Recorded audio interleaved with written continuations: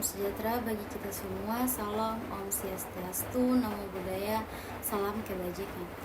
Halo teman-teman, perkenalkan saya Nia Paramita Bulotio dengan NIM 94142306. Kelas D dari Prodi Ekonomi Pembangunan, jurusan Ilmu Ekonomi, Fakultas Ekonomi, Universitas Negeri Gorontalo. Yang terhormat Pak Bobi Rantau Payu, SSI, ME, selaku dosen pengampu mata kuliah Ekonometrika. Baik, dalam video ini saya akan menjelaskan 4 pengaruh terhadap kemiskinan. Yang pertama yaitu pengaruh tingkat pengangguran terbuka terhadap kemiskinan. Ketika tingkat pengangguran naik, maka tingkat kemiskinan juga akan naik. Dan ketika tingkat pengangguran menurun, maka tingkat kemiskinan juga ikut turun. Dalam teori ini selalu ada hubungan antara pengangguran dan kemiskinan. Karena masyarakat yang menganggur tidak mempunyai penghasilan dan pengaruhnya adalah pasti miskin. Yang berikutnya pengaruh pendapatan per kapita terhadap kemiskinan. Ketika pendapatan per kapita naik, maka masyarakat dapat memenuhi kebutuhan dasarnya dengan mudah sehingga kemiskinan dapat berkurang. Hal ini juga mengidentifikasi bahwa semakin besar pendapatan per kapita suatu masyarakat, maka semakin sejahtera suatu wilayah. Yang berikut yaitu pengangguran pertumbuhan ekonomi terhadap kemiskinan.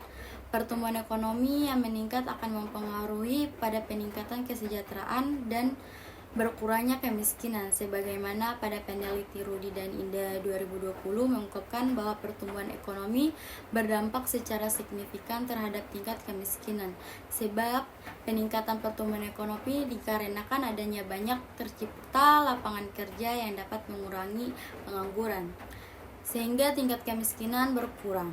Artinya pertumbuhan ekonomi wajib diperhatikan akan terjadi di berbagai daerah di mana penduduk miskin bekerja. Dari tingkat pengangguran akan terlihat keadaan suatu negara atau daerah apakah perekonomian yang mengalami perkembangan lambat atau menurun. Dari tingkat pengangguran juga akan terlihat ketimpangan dan kesenjangan pada distribusi pendapatan yang didapatkan negara atau daerah. Yang berikut pengaruh rata-rata lama sekolah terhadap kemiskinan. Salah satu faktor mempengaruhi kemiskinan adalah pendidikan. Pendidikan adalah pelopor pembangunan dalam negara. Pendidikan merupakan bentuk investasi individu, di mana jika semakin tinggi pendidikan, maka kesejahteraan suatu individu akan meningkat dan hal ini juga akan mempengaruhi jangka panjang kesejahteraan ekonomi suatu negara. Dalam aspek pendidikan, indikator yang berpengaruh terhadap kemiskinan di suatu daerah ditentukan dari rata lama sekolah. Perusahaan akan memperoleh hasil banyak dengan memperkerjakan produktivitas yang lebih tinggi, sehingga perusahaan akan bersedia membeli upah gaji yang lebih tinggi kepada yang bersangkutan. Pada akhir, seseorang yang memiliki produktivitas yang tinggi akan memperoleh kesejahteraan yang lebih baik yang dapat melalui meningkatkan pendapatan maupun konsumsinya.